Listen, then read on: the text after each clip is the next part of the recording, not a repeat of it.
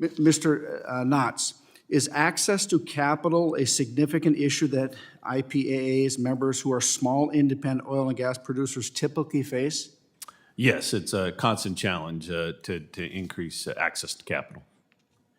If your members had increased access to capital, would it be safe to say that they would likely utilize that capital to increase oil and gas production here in the United States? Yes, Mr. Chairman. Again, there's been a lot of studies on this, and our membership continually looks to roll capital in and look for new opportunities. In fact, Raymond James did a study not long ago that said that independent producers reinvest 150% of their cash flow back into their operations. So it's a very real issue and important to our members.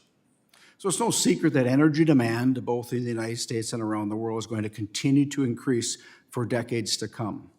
As we have discussed, we're going to need to take an all-of-the-above approach to energy production to address that increased demand. And yes, that includes more responsible oil and gas production here in the United States.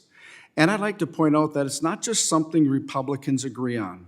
It is bipartisan. In fact, President Biden has even called for more oil and gas development here in the United States. In an October 2022 speech from the White House, the president called on U.S. oil and gas companies to increase production in order to increase energy supply and in turn lower prices for Americans.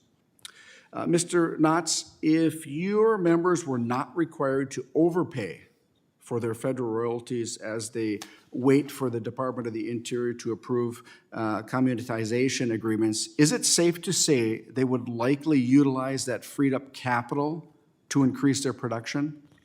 Yes, Mr. Chairman. I think it's really important to understand our member companies aren't publicly traded by and large. They're small producers. They have to access that capital, and when their capital is tied up for these situations that the bills address, it's going to have a negative impact on their ability to get out, operate, and produce. And really, I also want to stress the importance of what independent producers did in the shale revolution. They were really ones that went out and took the chance, put the resources in that ushered in this opportunity that's been so beneficial for the country.